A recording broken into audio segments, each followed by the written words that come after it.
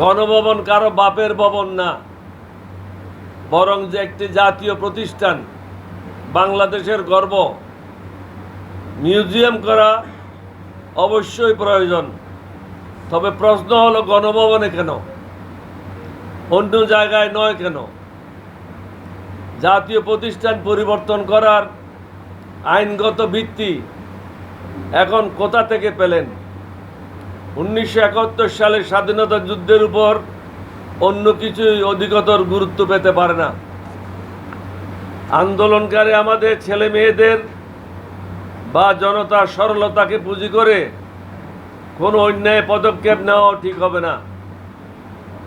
এদেশে এক নায়কত্ব স্বৈরা শাসন কায়েমকারী, গণহত্যাকারী, দুর্নীতিবাজ, টাকা পাচারকারী, টাকা লুণ্ঠনকারী, চাঁদাবাজ এবং জঙ্গিবাজের কোনো স্থান নাই।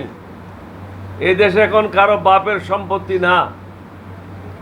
যত দ্রুত সম্ভব আইন শৃঙ্খলার উন্নতি সাধন করতে হবে।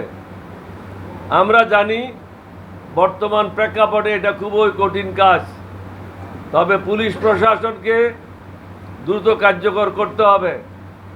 তা না হলে গণহত্যাকারীরা মাথাচাড়া দিয়ে উঠতে পারে। আমাদের সামনে অনেকগুলি চ্যালেঞ্জ, সমস্যার অন্ত নাই। এই চ্যালেঞ্জগুলি দৃঢ়তার সাথে মোকাবেলা করে জনগণকে স্বস্তি দিতে হবে। তা না হলে আমাদেরকে আরও কঠিন মূল্য দিতে হতে পারে। নিত্যপণ্যের মূল্য সাধারণ মানুষের ক্রয় ক্ষমতার মধ্যে নিয়ে আসতে হবে।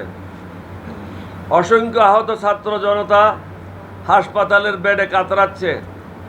এরই মধ্যে বন্যায় কয়েকটি জেলা ব্যাপকভাবে ক্ষতিগ্রস্ত হয়েছে।